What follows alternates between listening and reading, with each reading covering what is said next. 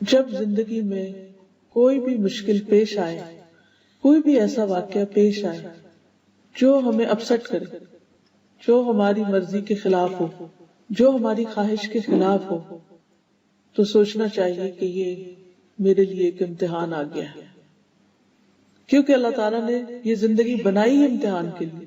اس میں ہم سب کو ٹیسٹ کیا جائے گا. اس کے بغیر کوئی بھی یہاں سے نکل ہی نہیں سکتا اس دنیا سے. تو ٹیسٹ تو ہونا ہے. اب یہ میرے لیے ایک ٹیسٹ ہے، اور اس میں مجھ سے دیکھا یہ جا رہا ہے کہ میں اس میں کرتی کیا ہوں، میرا رویہ کیا ہوتا ہے، میرا طرز عمل کیا ہوتا ہے. دوسری بات یہ کہ انسان یہ سوچے کہ یہ تقدیر میں تھا، میری یہ ہونا تھا. اب مثلا روڈ پہ جاتے ہوئے سموتھ جا رہی ہے گاڑی، اور بعض اوقات آپ پورے بچا کے نکل رہے ہیں، اتنے میں کوئی اور آ کے آپ کو ٹکر مار دیتا، اور وہ بھی کوئی خوشی سے نہیں مارتا. اس سے بھی ہو جاتی ہے مسٹیک. کیوں ہوئی؟ کوئی کنفیوژن ہو گئی، اس کا اندازہ کوئی غلط ہو گیا، یا وہ سو گیا، کوئی بھی وجہ ہو سکتی. اب ایک حادثہ تو پیش آ گیا. اب اگر یہ حادثہ پیش آ گیا ہے، اب کیا جائے؟ تو سب سے پہلا خیال یہ آنا چاہیے کہ یہ اللہ کی مرضی سے ہوا ہے. اللہ جو چاہتا ہے وہ ہوتا ہے، اور جو نہیں چاہتا وہ نہیں ہوتا. قرآن مجید میں آتا ہے وَمَا تَشَاءُونَ إِلَّا أَن يَشَاءَ اللَّهُ رَبُّ الْعَالَمِينَ، اور تم چاہ نہیں سکتے مگر وہی کچھ جو اللہ رب العالمین چاہے. یعنی ایک بندے کی چاہت ہوتی ہے اور ایک رب کی چاہت ہوتی ہے، اور ہوتا وہ ہے جو رب کی چاہت ہوتی ہے. وہ کیوں ہوتی؟ اس لیے کہ وہ رب ہے. اگر اس کی مرضی نہ چلے اور ہماری چلے تو پھر کیا ہوگا؟ پھر تو ترتیب ہی بدل جائے گی. تو اس لیے ہونا تو وہ ہے جو وہ چاہے گا. اب بعض اوقات اس کی چاہت ہمیں بڑی پسند آ جاتی ہے، ہماری بھی وہی چاہت ہوتی، لیکن بعض اوقات وہ ہماری چاہت نہیں ہوتی. ایک کانفلکٹ آ جاتا ہے. ہم کچھ اور چاہتے ہیں، اللہ تعالیٰ کچھ اور چاہتا ہے، اور وہ ہوا جو اللہ نے چاہا، اور وہ ہمارے لیے بہت بڑی مشکل ہو گئی. مثلا ہم نہیں چاہتے کہ ہمارا کوئی عزیز، قریبی، پیارا ہم سے جدا ہو، فوت ہو کر، یا کسی بھی اور وجہ سے، لیکن اس کو ہونا ہے. اللہ کی چاہت یہ کہ وہ ہو جائے، اور وہ ہو جاتا ہے. اب جیسے یوسف علیہ السلام حضرت یعقوب سے جدا ہو گئے، حالانکہ ان کو آپس میں بہت زیادہ محبت تھی. باپ کو بھی بیٹے سے محبت تھی، بیٹے کو بھی باپ سے محبت تھی. اب بظاہر تو یہ بڑا ہی مشکل فیصلہ ہے، بڑی ہی تکلیف دہ صورتحال ہے. لیکن اب کیا کیا جائے؟ اب یہ تو اللہ کا حکم تھا. اب جو کچھ بھی ہوتا ہے، جیسے ابھی سورۃ القیامہ میں آپ سن رہے تھے، کلا بل تحبون العاجلہ وتذرون الآخرہ، تم جلدی ملنے والی چیز سے محبت کرتے ہو اور جو بعد میں آنے والی ہے اس کو چھوڑ دیتے ہو. ایک تو اس کا معنی ہے کہ جلدی سے مراد دنیا، اور آخرت سے مراد آخرت، ہیئر آفٹر. اور ایک اس سے مراد یہ ہے کہ جو چیز آج ملنے والی ہے ہم اس کو پریفر کرتے ہیں، ادھار کی بجائے نقد چاہتے ہیں. تھوڑا بھی ملے آج مل جائے، فوری مل جائے، جلدی چاہتے ہیں، عاجلہ چاہتے ہیں. اور اللہ تعالیٰ بڑی چیز دینا چاہتا ہے اور بعد میں دینا چاہتا ہے.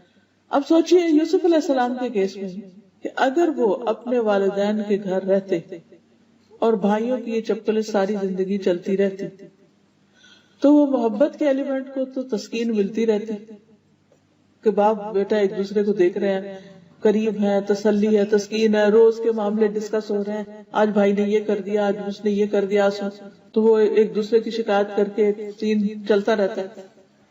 لیکن اینڈ آف دا ڈے اس سے حاصل کیا ہو؟ حاصل کیا ہوتا؟ ذرا سوچیے. اگر وہ اسی سچویشن میں رہتے تو کیا حاصل ہوتا؟ کچھ بھی نہیں، وہی تو وہی رہتے. اللہ سبحانہ وتعالیٰ ان کو اس سچویشن سے نکال لے گیا. وہ میتھڈ بڑا تکلیف دہ تھا کہ بھائیوں نے کنویں میں پھینکا، ہارٹ بریکنگ ہے، لیکن اس میں بھی ایک خیر ہے، کیونکہ اس کے علاوہ کوئی اور چارہ نہیں تھا. اگر وہ اس میں نہیں پھینک دے تو وہ دوبارہ مل جاتے، خود ہی گھر آ جاتے. تو وہاں ڈالا گیا کہ جہاں سے نہ وہ خود آ سکتے تھے، نہ باپ جا کے ڈھونڈ سکتے تھے، نہ کسی کو بھیج کے منگوا سکتے تھے. تو چونکہ ڈپارٹ کرنا ہی تھا، جدا کرنا ہی تھا، اس لیے ایسے طریقے پر کہ انسان کے بس سے باہر نکل جائے معاملہ. اب آپ دیکھیے کہ وہ ایجپٹ پہنچ جاتے ہیں، جو اس وقت کا بہت ہی دنیاوی اعتبار سے سویلائزڈ اور بہت ترقی یافتہ ملک تھا، اور کہاں وہ فلسطین کا گاؤں جہاں پر وہ رہتے تھے، اور کہاں وہ ایجپٹ جہاں پر وہ پہنچ گئے، اور پھر جس کے گھر میں وہ رہے وہ گورنمنٹ آفیشل تھا، ان کا فائنینشیل منسٹر تھا، اس کے گھر کے رہن سہن طور طریقے وہ اللہ تعالیٰ نے سکھائے، یعنی دنیا کا سارا رکھ رکھاؤ اور دنیا کے نظام کیسے چلتے ہیں وہ ساری چیزیں انہوں نے وہاں سے سیکھی۔ پھر کس طرح وہاں بھی ان کے ساتھ ایک کے بعد ایک مشکل پیش آتی رہی، حتیٰ کہ جیل خانے میں پہنچ گئے۔ اب یہ جیل خانے میں پہنچنا یہ اور بھی زیادہ تکلیف دہ تھا، لیکن اس کے بغیر بھی چارہ نہیں تھا۔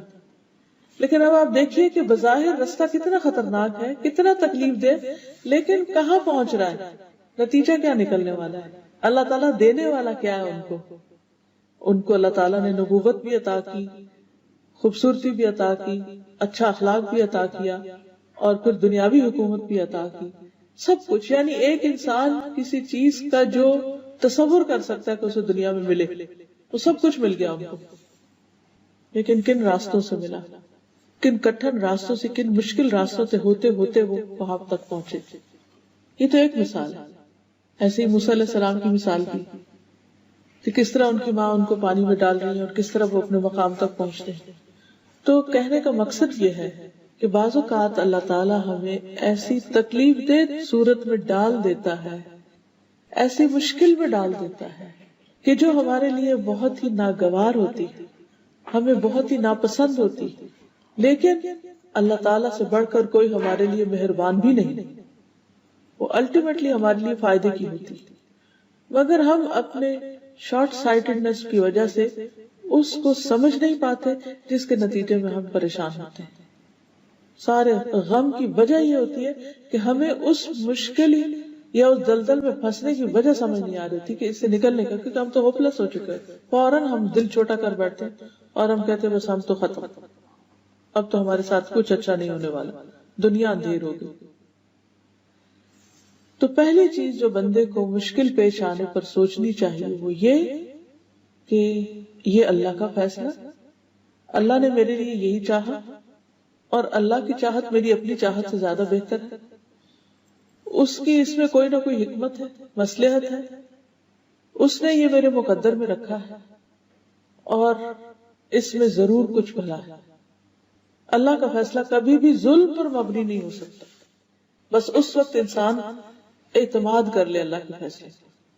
اب ایک اور سچویشن آپ دیکھیے، حضرت ابراہیم علیہ السلام، ان کی شادی حضرت سارہ سے ہوئی جو اس وقت مسلمان ہوئی، اور پھر بعد میں جب وہ ایجپٹ گئے اور اس بادشاہ نے حضرت سارہ کو پکڑا، جس سے پھر وہ چھوٹ گئی، وہ بھی ان کی ایک کرامت تھی کہ وہ ان کے ساتھ برا ارادہ رکھتا تھا، لیکن اللہ تعالیٰ نے اسے کامیاب نہیں ہونے دیا۔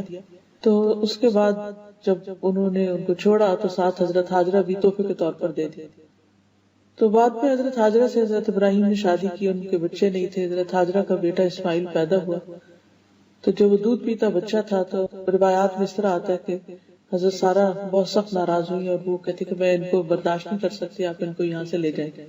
اللہ سبحانہ وتعالیٰ کے حکم سے حضرت ابراہیم حضرت ہاجرہ کو لے کر مکہ میں آ گئے، اور وہاں پر ان کو لابس آیا جہاں ان کے پاس ایک چھاگل پانی کے سوا کچھ نہیں تھا، اور وہ بھی ایک دن ختم ہو گیا، اور دودھ پیتا بچہ تھا۔ اور وہ جب چھوڑ کے جا رہے تھے تو پوچھا کہ کیوں چھوڑ کے جا رہے ہیں، تو کوئی بھی نہیں، کہنے لگے کیا اللہ کے حکم سے؟ کہا اللہ کے حکم سے۔ اور دوسری طرف حضرت سارہ جو تھی وہ فلسطین میں حضرت ابراہیم کے پاس ہی تھی۔ اب آپ دیکھیے کہ حضرت ہاجرہ کی بہت بڑی قربانی، حضرت سارہ کی نسل سے بھی ایک امت پیدا ہوتی ہے، اور حضرت ہاجرہ کی نسل سے بھی ایک امت پیدا ہوتی ہے۔ حضرت ہاجرہ کی اولاد میں سے ہیں حضور صلی اللہ علیہ وسلم، اور حضرت سارہ کی اولاد میں سے بنی اسرائیل۔ یعنی اگر ہر پیچھے تک جائے تو جس کی قربانی بڑی، جس کی آزمائش بڑی، جس کا صبر بڑا، اس کا انعام بھی بڑا۔ اللہ تعالیٰ قرآن مجید میں وعدہ کرتے کہ انما یوفی الصابرون اجرہم بغیر حساب، بغیر حساب، صبر کرنے والوں کو ان کا اجر بے حساب، ان لمیٹڈ ملتا ہے۔ بعض اوقات دو لوگ بہت نیک ہوتے ہیں لیکن انسان ہونے کے ناطے ان کی آپس میں نہیں بنتی، ایک دوسرے کے اوپر کسی نہ کسی طرح غالب آ جاتا ہے، اس کا ہاتھ بھاری ہو جاتا ہے۔ یہ بھی تو ہو سکتا تھا نا کہ حضرت ابراہیم حضرت سارہ کو چھوڑ کے آ جاتے، لیکن کبھی ایسا بھی ہوتا ہے کہ زندگی میں ہمیں یوں لگ رہا ہوتا ہے کہ جیسے ہمیں پیچھے کر دیا گیا ہو، ہمیں اگنور کر دیا گیا، ہمارا حق مار لیا گیا. کبھی ہمیں ماں باپ سے شکایت ہو سکتی، کبھی بہن بھائیوں سے، کبھی کسی اور انسان سے ہو سکتی. کتنا ہیوملیشن کا محسوس ہوتا ہے انسان کو جب آپ ریجیکٹڈ اور ڈیجیکٹڈ فیل کرتے ہیں اپنے آپ کو. کبھی بچے پرواہ نہیں کرتے. یعنی ہر ایک کے مسائل فرق ہوتے ہیں، مختلف چیزیں سننے میں آتی رہتی ہیں. کوئی بچوں کی طرف سے پریشان ہوتا ہے، کوئی شوہر کی طرف سے ہوتا ہے، کوئی ماں باپ کی طرف سے ہوتا ہے، کسی کو دوست چھوڑ جاتا ہے.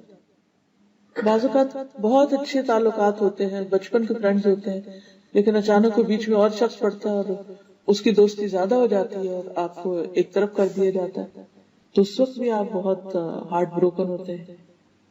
کبھی کوئی دنیا سے چلا جاتا ہے. یعنی انسانی دلوں کی حالتیں بہت عجیب ہوتی ہیں اور یہ سارے صدمے انسانوں کے ساتھ ہی ہوتے ہیں. تو ایسی صورت میں جب بھی انسان یہ سمجھے کہ اس کا حق مارا گیا ہے یا اسے اگنور کر دیا گیا ہے یا اس کے ساتھ اچھا نہیں ہوا، تو اسے بھی اپنے حق میں اچھا ہی سمجھے. کیونکہ اللہ سبحانہ وتعالیٰ کسی پر ذرے برابر بھی ظلم نہیں کرتا، ذرے کے برابر بھی ظلم نہیں کرتا. اس سے بڑھ کر کوئی عدل کرنے والا ہے ہی نہیں. اس لیے کبھی بھی انسان کو یہ نہیں سوچنا چاہیے کہ میرے ساتھ اللہ نے اچھا نہیں کیا، اٹس ناٹ فیئر.